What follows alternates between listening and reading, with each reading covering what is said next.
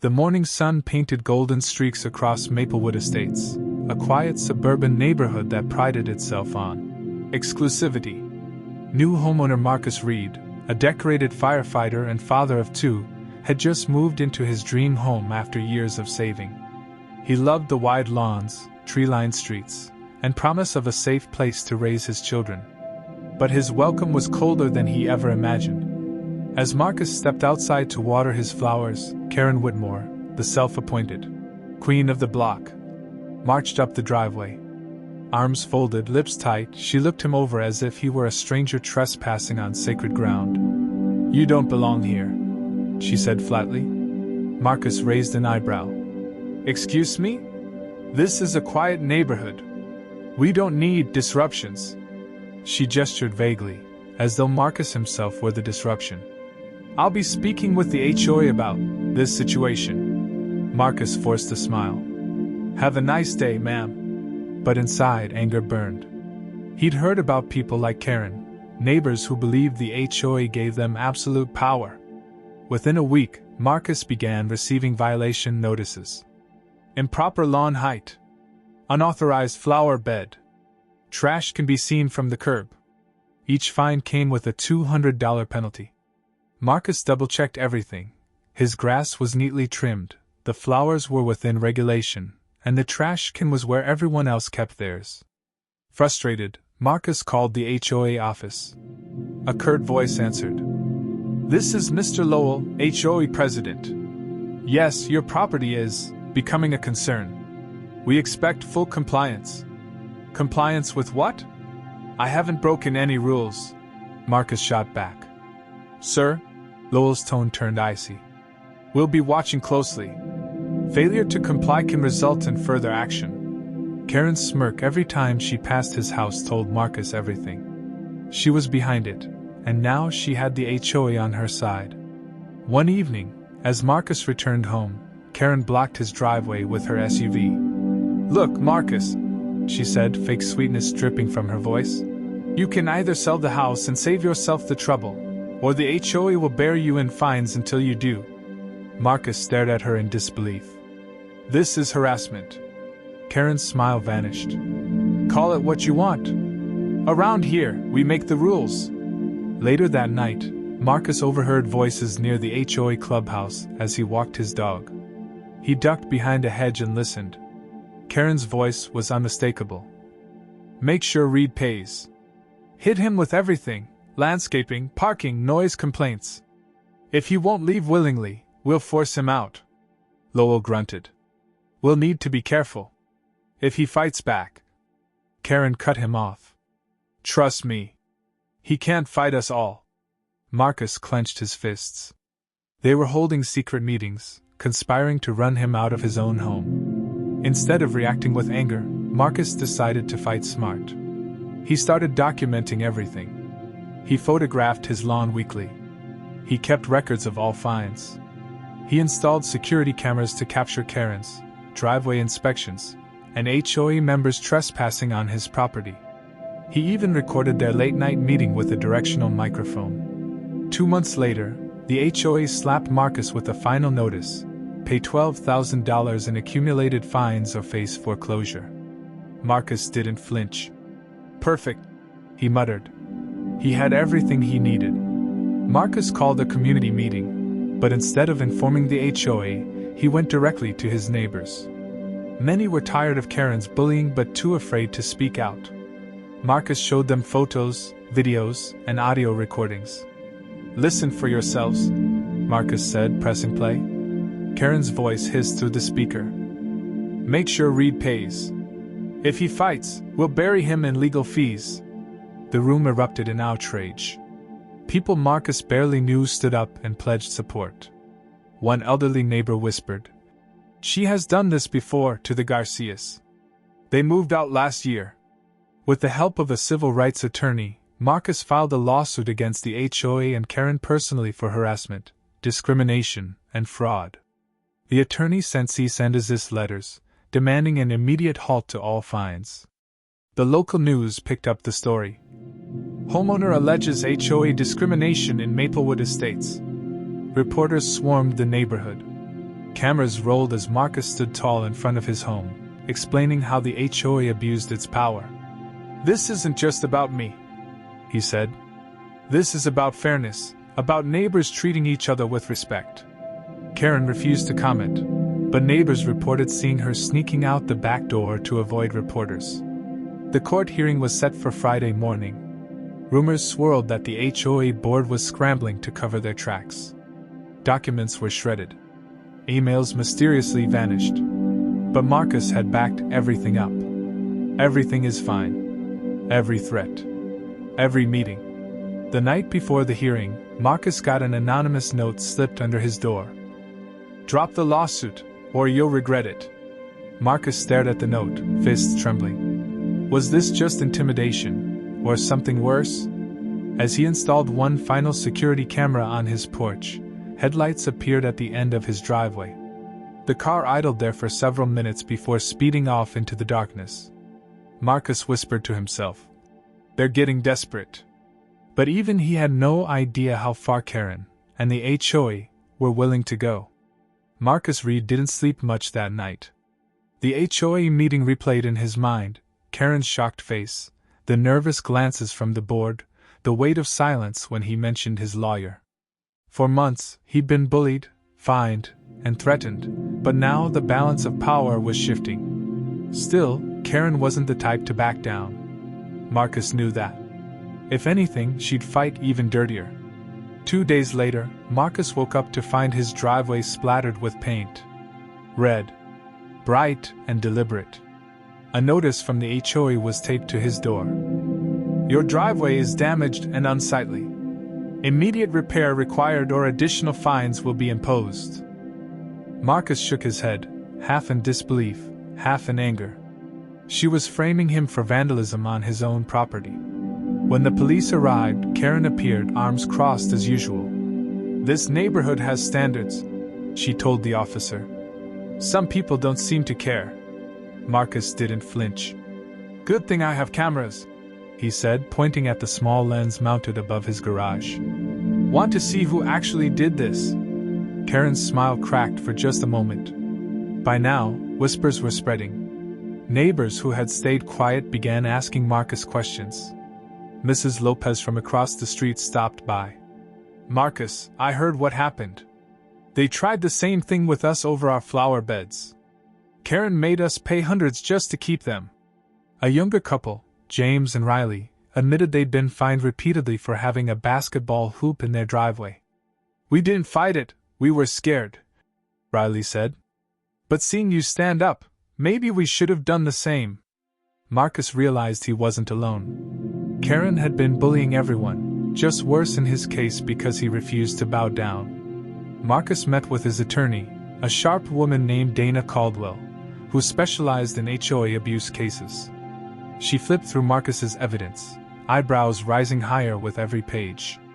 "Trespassing, harassment, selective enforcement. Marcus, this isn't just bad behavior. It's illegal," Dana said. "If we file, it won't just be a lawsuit. This could blow up their entire operation." Marcus felt a mix of anger and relief. "Good. Let's do it. Be ready," Dana warned. "They won't go quietly." Karen called an emergency HOA meeting, behind closed doors, without inviting Marcus. But he wasn't flying blind anymore. A sympathetic neighbor, James, texted him from inside. "Karen's saying you're dangerous. They're voting to fast-track a lien on your house." "How?" "That's illegal," Marcus texted back. "She says you missed 3 payments on fines. She's showing evidence." Marcus knew what that meant, forged documents. She was willing to break the law outright. The next week, the HOA held its regular meeting, open to the community. The room was packed. Word of Marcus's evidence had spread, and people wanted answers.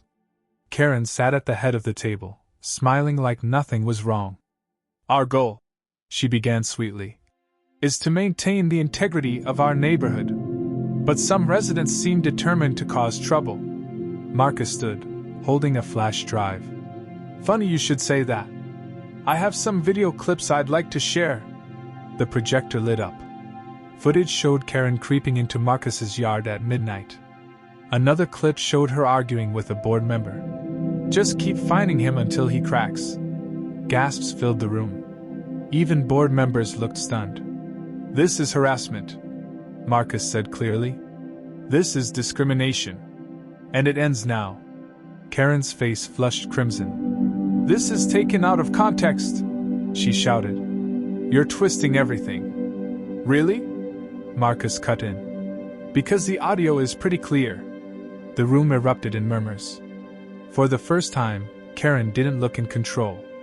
That night, Marcus got a knock at his door. It was James again, pale and nervous. "She's desperate, Marcus," James said. "I overheard her talking to someone on the phone, some lawyer friend.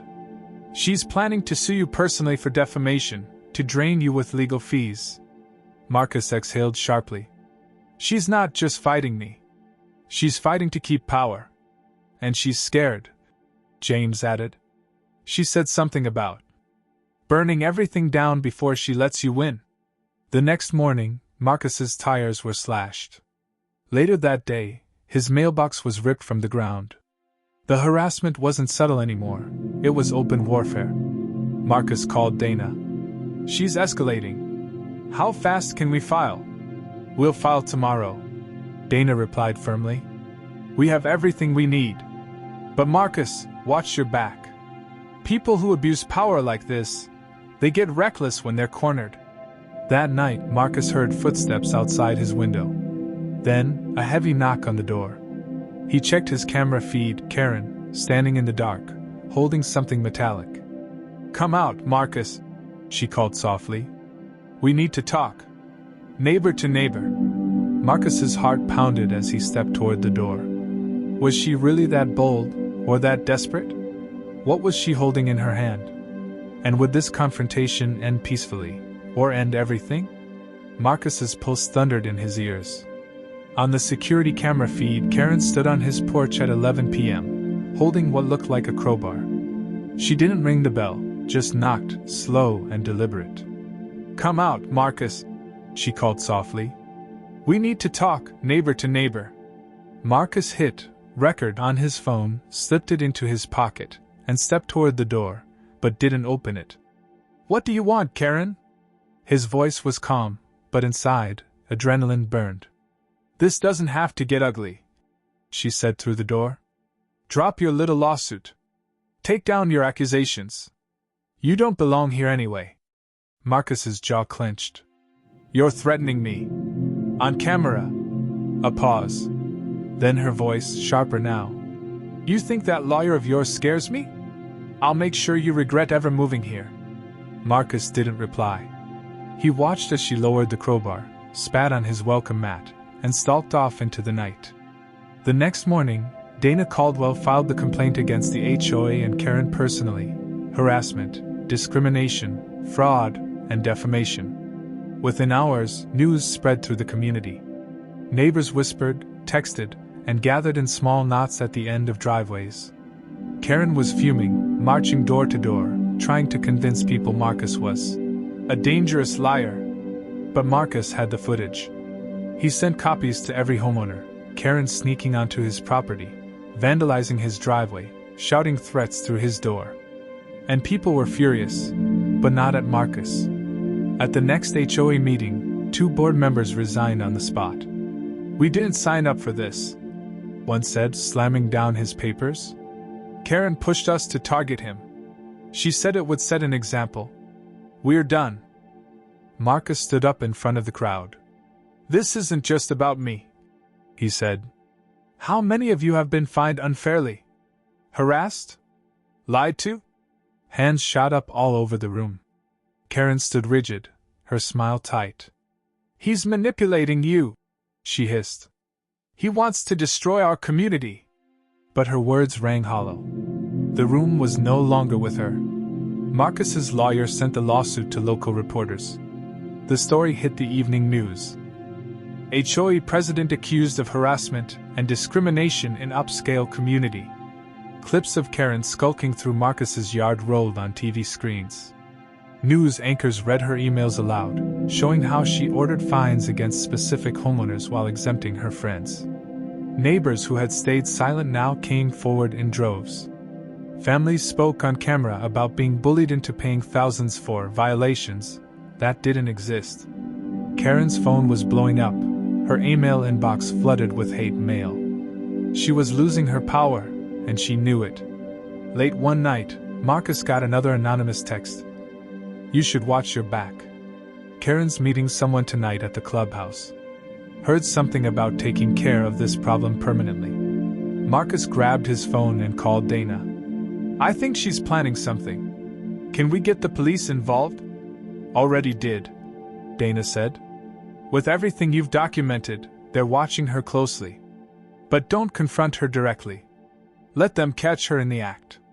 Marcus parked his car down the street near the HOA clubhouse, camera rolling. Inside, Karen sat at a table with a man Marcus didn't recognize. They spoke in low voices, glancing around nervously. A police van idled a block away. Detectives inside monitored the live feed Marcus had shared from his zoom lens camera. Karen leaned forward, whispering, "I don't care how you do it. Slash his tires, break his windows, make him move out. I'll make it worth your while." Marcus's stomach dropped. They had her, solicitation, plain as day. The officers moved in fast. Karen was halfway to her car when they stopped her. "Ma'am, we need to speak with you," one said. Karen tried to bluff. "This is harassment. You have no right." "We have you on video," the detective interrupted. "Everything you just said?" Her face went pale as they cuffed her on the spot. The arrest made headlines. HOA president arrested for harassment, criminal conspiracy. Marcus became an unlikely local hero. Neighbors brought over food, shook his hand, thanked him for standing up to the bully who terrorized their street. But Marcus knew it wasn't over. The lawsuit still had to move through court. And Karen wasn't the type to go down quietly. Even from jail, she was calling in favors. Her wealthy brother hired an aggressive attorney to attack Marcus in the media, claiming he'd entrapped an innocent woman. 3 weeks later, Marcus walked into the courthouse flanked by Dana and dozens of supportive neighbors. Karen arrived in a tailored suit, defiant as ever, her lawyer trailing behind. Inside the courtroom, the judge reviewed hours of evidence, the forged fines, the vandalism, the threats, and finally, the sting operation footage. Karen's lawyer tried to spin it all. "This was a misunderstanding, a private dispute blown out of proportion by Mr. Marcus Reed." Dana stood calmly. "Your Honor, my client didn't fabricate Karen trespassing on his property. He didn't invent her voice on those recordings. And he certainly didn't force her to solicit a crime on camera." The judge frowned. "I've seen enough for now. This case will proceed to a full trial." But just when Marcus thought he'd won. That evening, Marcus returned home to find his front door ajar. Inside, drawers were overturned, papers scattered. His laptop and hard drives, containing copies of every piece of evidence, were gone. On the kitchen table lay a single note, scrawled in messy handwriting. "Drop the case. This is your last warning." Marcus froze. This wasn't Karen's handwriting. Someone else was involved. Someone even more dangerous. As Marcus dialed Dana to report the break-in, headlights flashed outside his window. A black SUV idled at the curb, engine rumbling. The driver didn't move. Didn't leave. Just watched. Who was protecting Karen? And how far would they go to silence Marcus before the trial? Marcus sat in the packed courtroom, the weight of months of harassment pressing down on him, but now mixed with hope. His lawyer, Dana Caldwell, stood at the podium, calm but sharp-eyed. Across the aisle, Karen fidgeted in her seat, her smugness replaced by visible nerves. Behind her, 3 members of the HOA whispered furiously, knowing the walls were closing in. "Your Honor," Dana began, holding up a thick folder. "What we have here is not just a case of a neighbor's dispute. This is systematic abuse of authority by the HOA, spearheaded by Ms. Karen Whitmore." Karen rolled her eyes, but Judge Rodriguez leaned forward, interested. Dana displayed photos on a large screen, letters of bogus fines taped to Marcus's door, minutes from secret HOA meetings, and even a recorded conversation where Karen snarled, "We'll make him regret ever moving here. People like him don't belong here." The words rang through the courtroom, silencing the last of Karen's whispers. Gasps filled the room. Marcus caught the eye of Mrs. Alvarez, his elderly neighbor who testified earlier about Karen's intimidation tactics. She smiled through tears, mouthing, "You've got this." Karen shot to her feet. "That's taken out of context," she shouted. The judge banged his gavel. "Sit down, Ms. Whitmore, or you'll be held in contempt." Dana continued unfazed. "We also have surveillance footage showing HOA board members trespassing onto Mr. Reed's property, marking supposed violations that didn't exist. And this?" She held up a USB drive. "This is an email chain where Ms. Whitmore and her associates coordinated falsified citations to pressure Marcus into selling his home at a loss." The judge's face hardened. "Play the clip." As the audio played, Karen's own voice betrayed her. "If we hit him with another landscaping fine, he'll cave. I've done this before. He's just one man, what's he going to do?" Marcus's chest tightened, anger and vindication swirling. This was everything he'd endured, now out in the open for all to hear. The HOA's lawyer weakly tried to object, but the judge waved it off. "Objection overruled," continued Dana. After hours of testimony, from neighbors, a whistleblower inside the HOA, and Marcus himself, the evidence was undeniable. Dana's closing words rang like a bell. Marcus Reed didn't just stand up for himself. He stood up for every homeowner who believes their neighborhood should be a community, not a fiefdom ruled by fear. The law must hold these individuals accountable. Judge Rodriguez returned from recess with his verdict. His voice was clear, resolute. "This court finds the HOA board, led by Ms. Whitmore, guilty of harassment, defamation, and abuse of authority. Damages awarded to Mr. Marcus Reed, $250,000 in compensation and punitive fines totaling $500,000 to be paid by the HOA and its officers personally. Furthermore, Ms. Whitmore is permanently barred from holding any HOA office." The gavel struck. Bang. Karen collapsed into her chair, pale and shaking. HOA members muttered among themselves, one storming out of the courtroom. Marcus exhaled for what felt like the first time in months. His neighbors erupted in cheers outside the courthouse steps. Reporters swarmed him, but Marcus spoke with humility. "This was never just about me. It was about stopping bullying and prejudice. No one should be told they don't belong in their own home." That evening, a small crowd gathered at Marcus's porch. Mrs. Alvarez brought homemade empanadas. James and Riley, who'd been too scared to speak out before, apologized for staying silent. Children rode their bikes freely again, unafraid of Karen's watchful glare, because it was gone. 3 weeks later, a moving truck sat outside Karen's house. She avoided eye contact with everyone as she loaded her belongings. Someone whispered, "She's selling at a loss." No one shed a tear. Marcus walked through his yard, now free of bogus violation notices. For the first time, his home felt truly his. Dana stopped by to deliver the final settlement check. "You fought back with dignity," he told him. "And you won. This case will set an example for HOAs across the state." Marcus smiled, looking at the sunset. "I didn't do it alone. I had good people around me, and the truth on my side." As the last rays of light hit the quiet street, the moral was clear. When injustice hides behind authority, standing up with courage and evidence not only restores peace, it inspires an entire community.